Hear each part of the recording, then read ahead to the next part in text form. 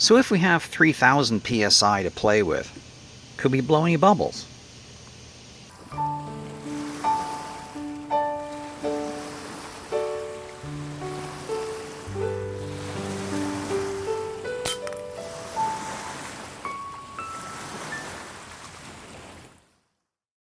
Welcome back to Canic Air. What I have here on the bench today is a Kral Puncher Mega 2. So it's the Puncher series with this fairly standardized block, and Mega and 2. The second version of the Mega has a regulator, so there's a little extra pressure dial in there, in addition to the one that's up front on the muzzle. So you can't quite see it. I have to look down the barrel to kind of look at that. This is a front filling gun with a probe that goes in up front here, and it's got the usual Kral finely finished walnut stock, quite lovely. Pretty much all metal parts everywhere. And this one has an issue. As you may have noticed from this gauge here, it's right down at the bottom. It's got a slow leak. And hard to say where that kind of comes from. The gun isn't that old, but it's had a bit of treatment.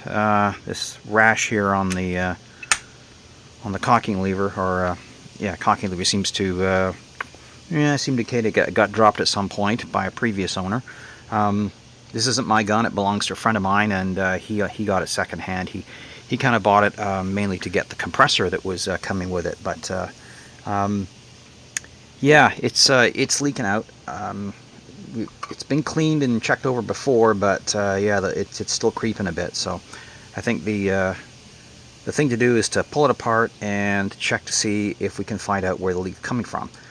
First, I'll have to pump it up because it is pretty much down flat, and well, the air is going to come out more energetically if we've got pressure in it.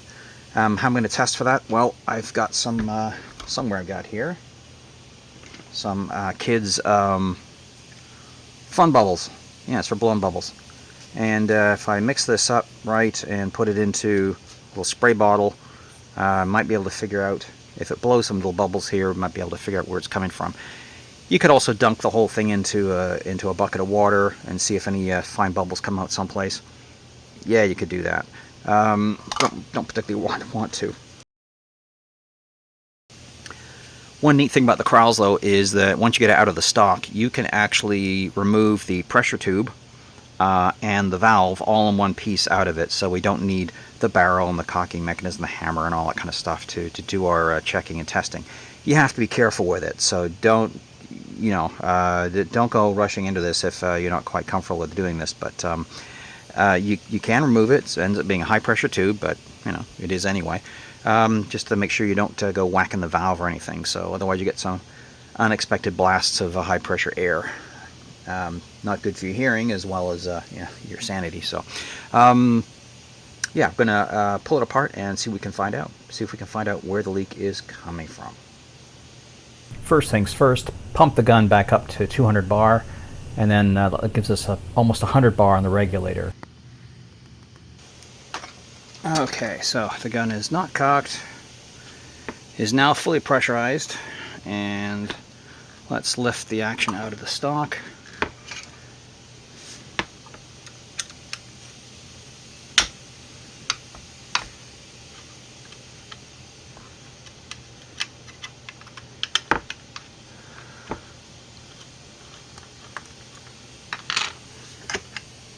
One bolt. Okay, so now I need to remove the pressure tube from the block, and I'm not going to depressurize it because I need to see what's going on. Okay, there's 3 screws going through there. One is for the transfer port, so I think it's the front and the back.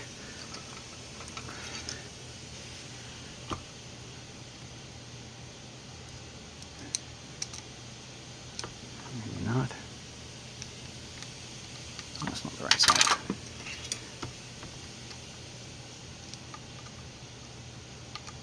Okay, there's one.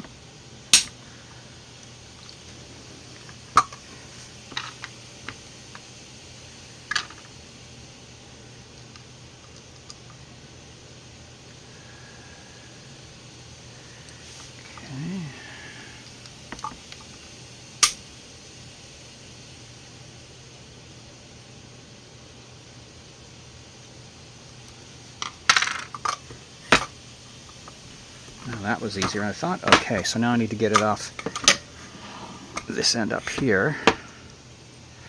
Well, this cap comes off.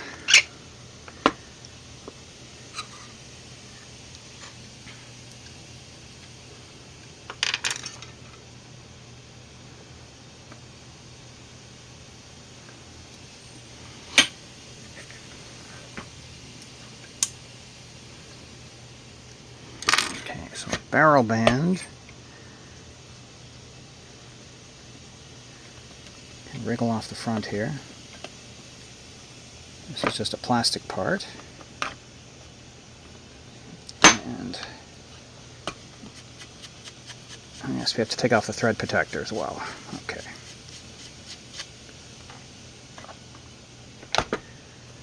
Okay, so this is the part we're interested in. This part is just working just fine, so I'll leave that alone.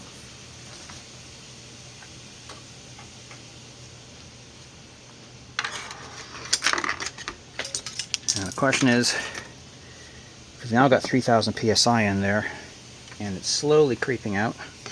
Where is it creeping out? There's obviously a valve here, which is your input valve. The fill probe goes in there and provides pressure down there. There are seals in here to stop this creeping out this thread junction here, and presumably it doesn't want to creep out here either. And then there is a pressure gauge on the end, which is magically done by having another port that goes down alongside the fill probe port and pressurizes that. It could also leak here, couldn't it? There's just so many places where air can creep out. I'm going to dilute that with a little bit of water.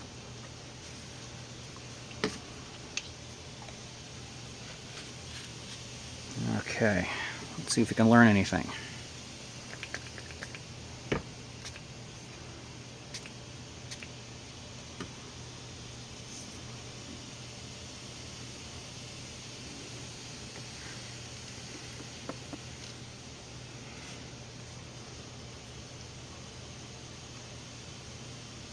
Not seeing anything here.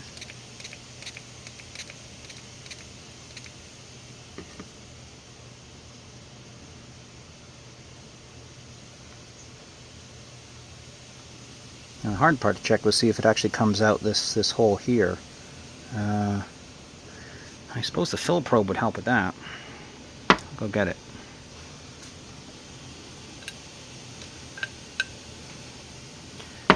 Okay, so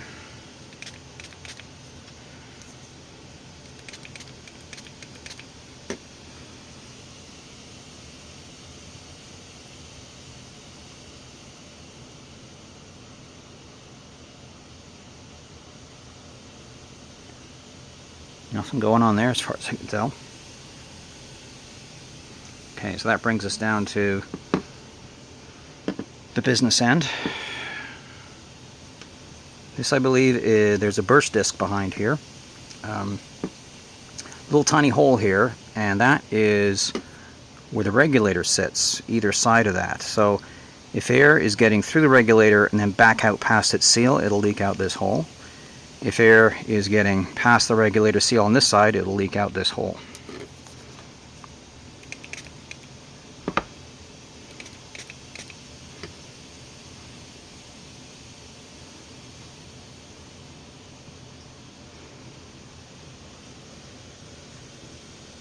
A nice little bead of suds there, and no sign of anything. No, if there was any tiny amount of air leaking out there, I would have seen it. So it leaves us with the valve and its own the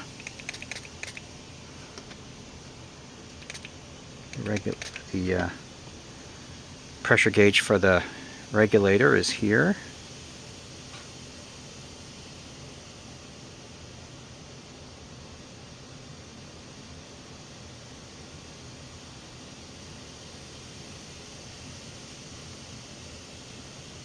No, not see anything there. And we come down to the valve itself, which is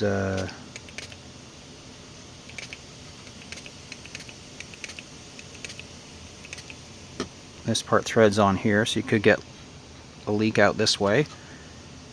The exhaust port is here.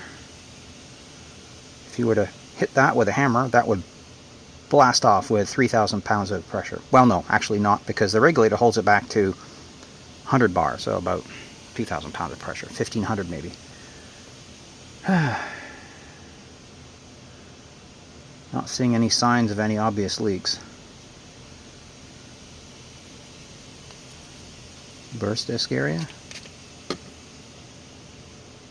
Now this is the exhaust port.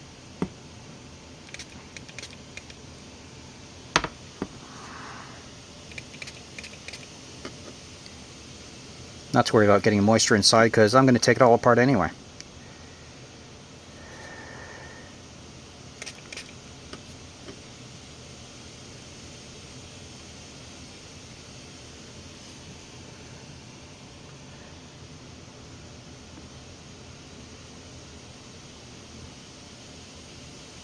Well, my shrewd idea of using sudsy bubbles to try to find the source of leakage. I guess it's not a bicycle tire. It's not as obvious as you'd like it to be.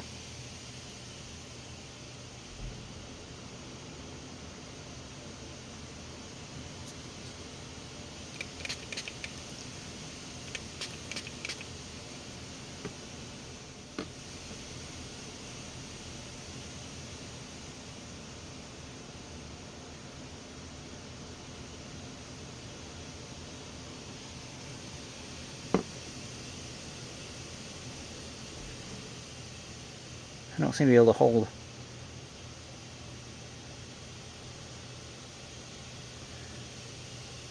Huh. Interesting. I can hold a bubble here. I'm getting a slow. I get a little leak there.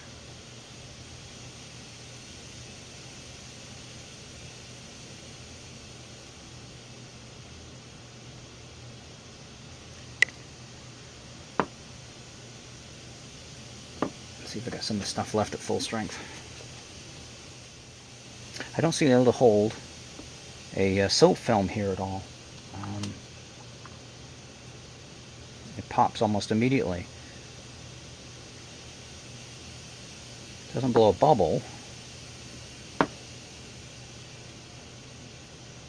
but it takes almost exactly the same time every time for that bubble to pop. Whereas we can hold a bubble here for significantly longer. Well, yeah.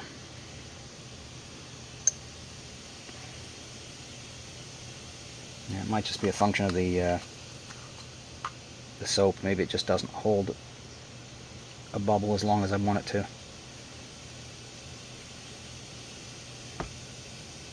But these, you got the soapy film across those holes there, not going anywhere.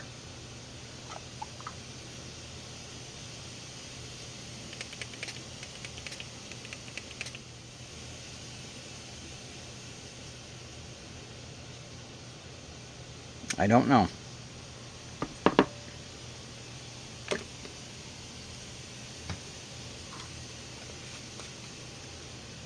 Well, I hope I had some better clue as to where the leakage was coming from, but I think the only solution here is just to depressurize it, take it all apart, and clean and lubricate all the O-rings and seals along the way. I want to see if I can get the regulator out, because the owner's complaining that there was a bit of what you call regulator creep. After he loaded up magazines and put them in, the first shot would be just a little bit higher velocity on his chronograph than the rest of them. I'm going to do some chronograph testing. So, yeah, maybe the regulator needs a bit of service. Yeah, see, there's nothing much happening there. Just no, nothing coming out there. So the front end might be the source of the problem. So anyway, we'll break it all down and see what we can find out.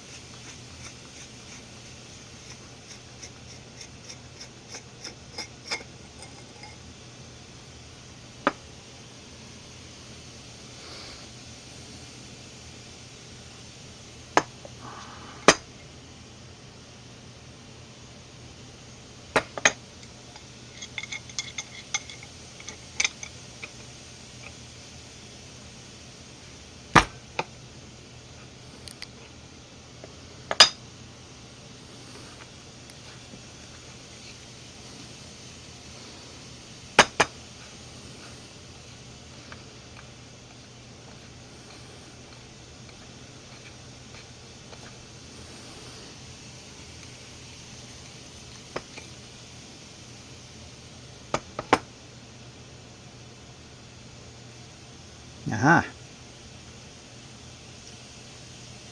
We have a seal that looks in to be a little rough shape here. Okay, there's one suspect anyway.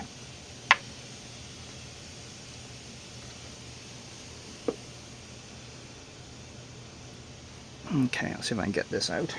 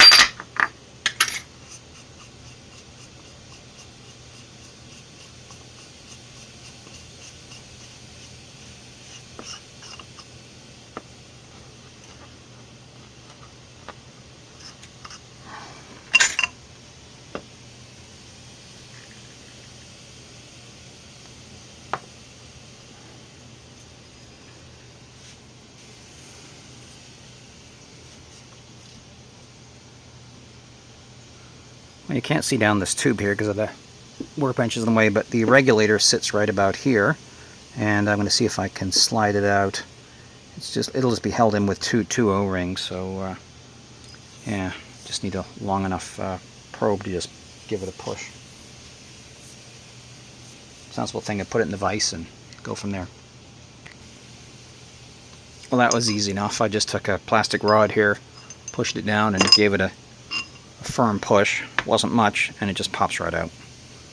So there's our regulator. I'll see what I can do to hopefully improve its performance and reliability. Okay, I've shifted my camera angle because I have lots of different places I can put my camera, and never 100% happy with any of them. So this is the regulator. I'm going to gently remove the O-rings. Trick this is to give them a bit of a squeeze and then roll it over and try very hard not to gouge any of the surfaces on the threads, which looks like what may have happened on our pressure gauge seal, so I probably have to replace that. These look in good shape.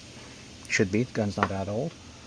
Okay, so we got a couple interesting things. We can see that as it sits in the main pressure tube, you get 3,000 psi leaking through this little hole right here, and then the magically regulator makes sure that only about 100 bar comes out of this end. So that little clip doesn't look like in properly.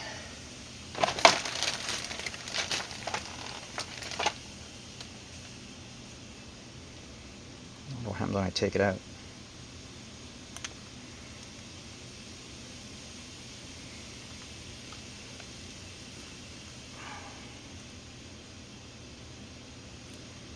So this is obviously the adjustment for it. So you can adjust it up or down if you want more power out of the gun.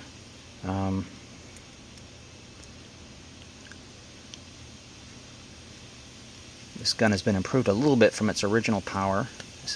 These don't work these work opposite direction. I need them to. Okay.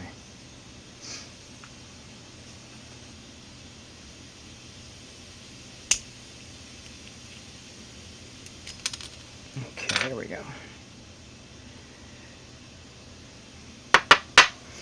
Nothing wants to just fall out. Some interesting little green residue in here, which I don't know what that is or why it's there. To lock it in a certain position or something like that, I don't know.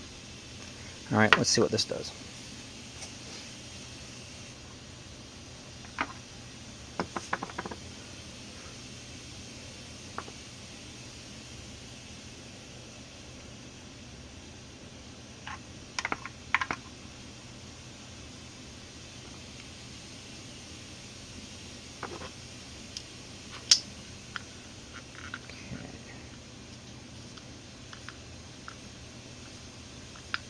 Goes inwards, it stops.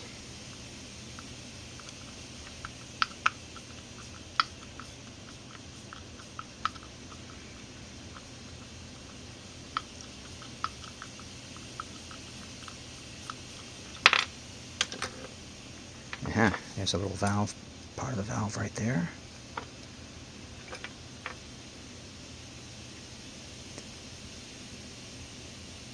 Wow, you can actually see straight through the side on that, I think. Yeah, you can.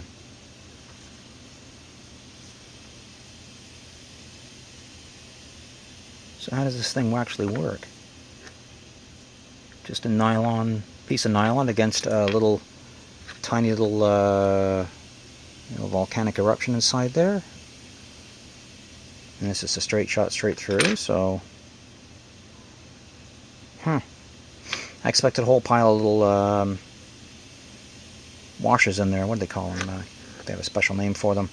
Yeah, I don't know.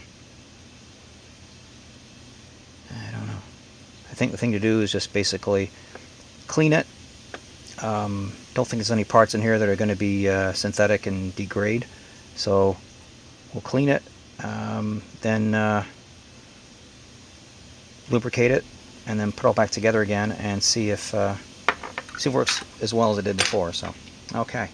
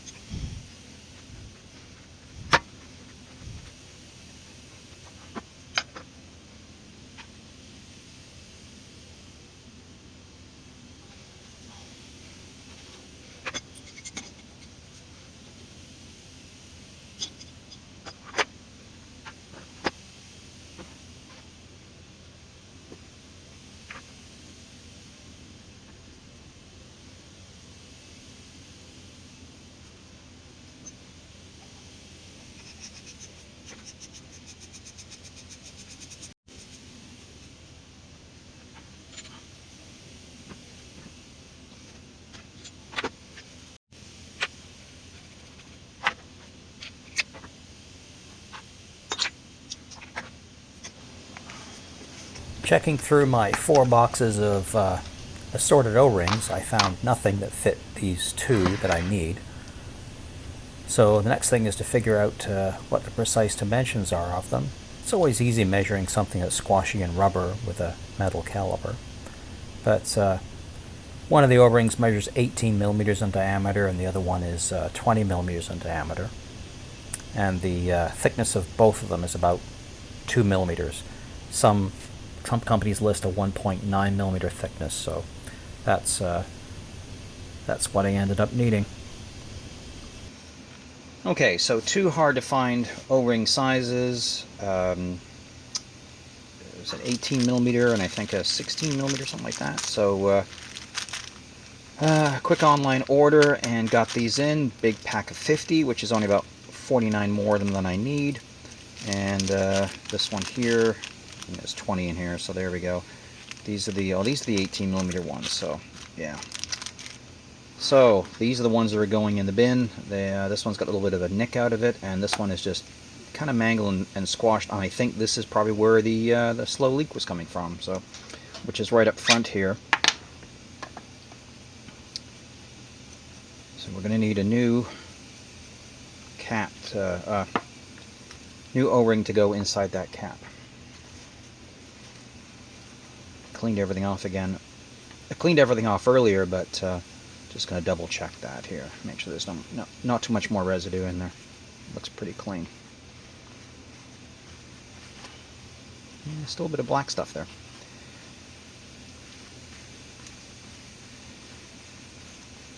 That's what fingernails are useful for, eh?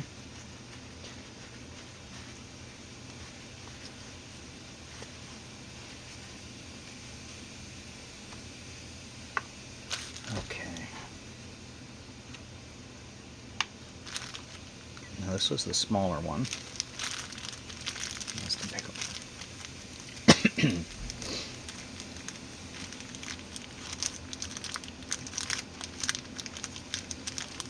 This is heat sealed. Great. Oh, that bag's shot. I'm going to have to re-bag these when I'm done.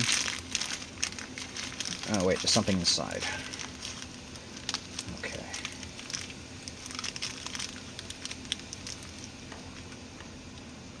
Okay, that one can go. A little bit of light smear of silicone grease on there. And we'll wriggle this one all the way up the threads to the top.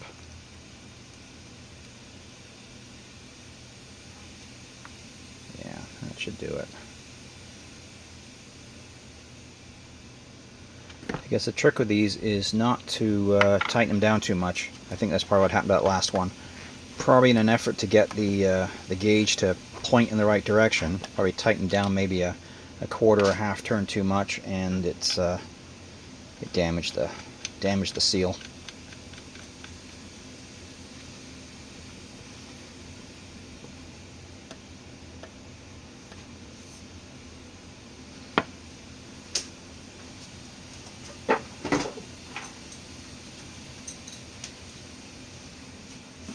Just going to snug it up just a little bit.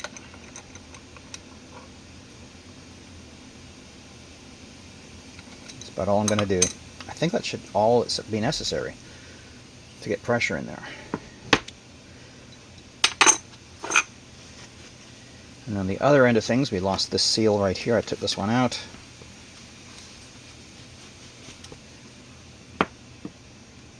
Again, a little light dab of silicone grease here, which is very hard to get off your fingers when you're done.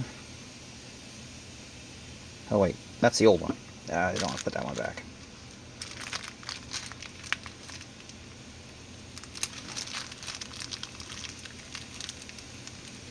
Here's our replacement, which looks the part. Okay, good. This one can go.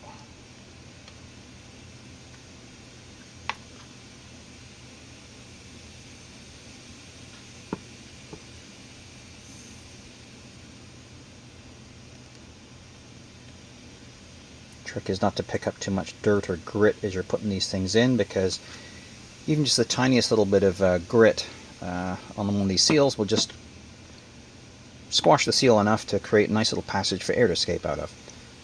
Not that this end is such a big deal, because it's only pressurized at the very moment of firing, unless air is leaking out your valve, which would be a bad thing. Okay, so I think we're done with these, and I've got a few spares, so yeah. Alright, I'm going to put this into the gun. I think I'll do it this way around.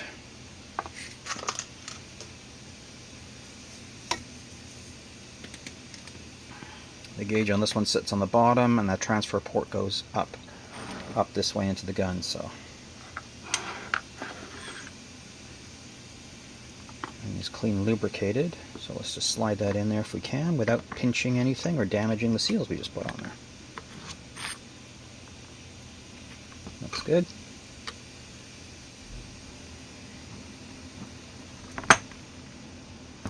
Guess it doesn't sit down any further than that. That's the all the way in it goes.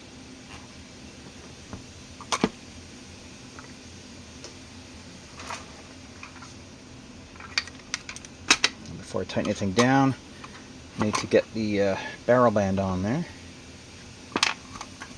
Set this end here.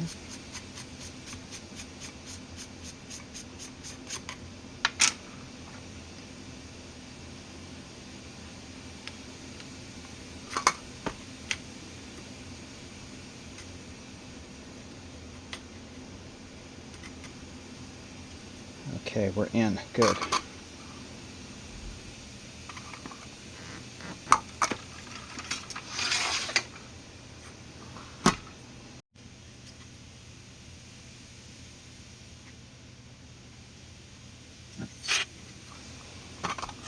This threads may be damaged. Doesn't seem to want to be biting in.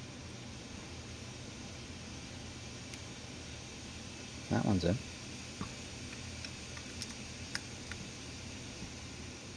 Yeah. So this gun appears to have been dropped in its past, so yeah, there's a bit of broken plastic there.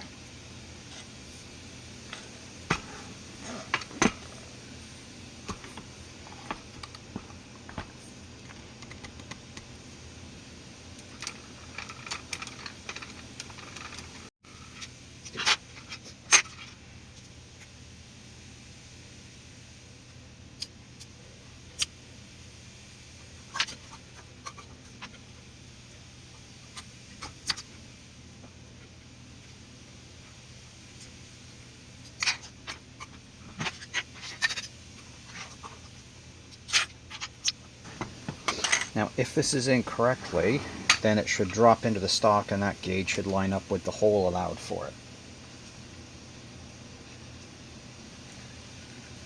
Let's just make sure of that.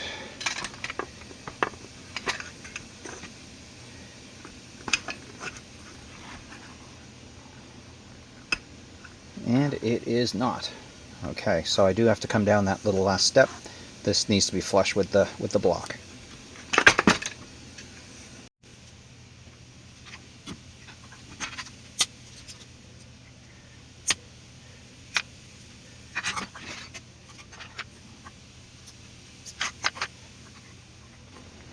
That's better.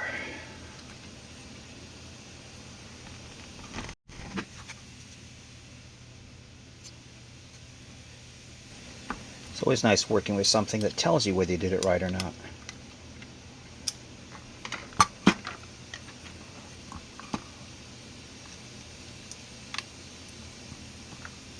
Tighten up the barrel band, and now let's drop it back in the stock.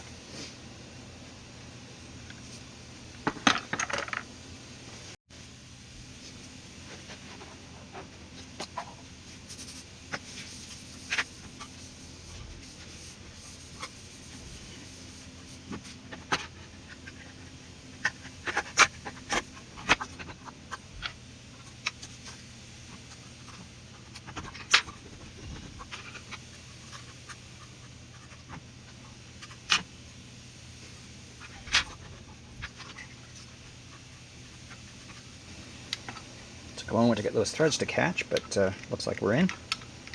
Only the one bolt holds everything together. So uncock it, and then next step is to pump it up, make sure it holds air. That I will do, and that'll take a while. So after pumping it up, decided to do the chronographing and accuracy testing all at the range, and ran into a couple of snags. First off, I couldn't see the target through the scope because of the lights on the chronograph, so had to shoot that little, just basically, yeah.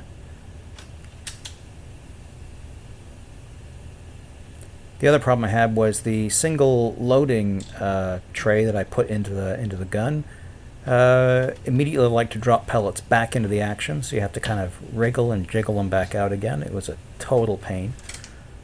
So ended up deciding to just shoot from a standing position, just making sure I was crossing the chronograph and hitting the backstop.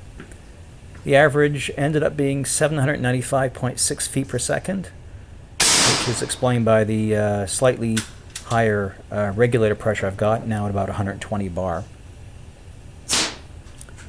The first pellets I put through it were the JSB 15 plus grain pellets. They're fairly standard dome pellet. And I noticed I was getting a bit of a side-to-side dispersion on the shots. These came in at about 18 millimeters, you know. Then I thought I'd try the RWS Superpoint pellets. Some guns like these. This one, no, definitely not. No, this is the wrong one for sure. Group ended up being like almost 1.5 inches, 35 millimeters, which is for this gun is not great. So the next logical pellet was to try was the JTS 18.1 grain pellets, and these look fairly promising. Again, with a little bit of lateral dispersion, which I'm putting down to the scope that I noticed was slightly canted on the gun, about maybe a degree counterclockwise. So that's got to be sorted out before I do any more trials with this gun. But I'm going to have this gun for just a little while longer. I've got a definite purpose for it. Its owner is very intrigued with what I'm going to be trying, doing some pellet testing, but it has a job to do, and it's always good for an air gun to have a job. So I'm going to sort the scope out and get it ready for its next phase. But it's a pretty neat gun. I think its accuracy is probably a little bit better than what I was getting. I think I did test it some time ago and saw a little bit better. So yeah, if I dial the scope in properly and maybe just a couple more tweaks, I'm not going to go crazy. I'm not going to adjusting hammer tension or anything like that. But yeah, this is a pretty decent PCP gun from the affordable class, and always well worth a look. Anyway, I thank you for watching. Canuck Air will return. Fun stuff on its way. Consider subscribing.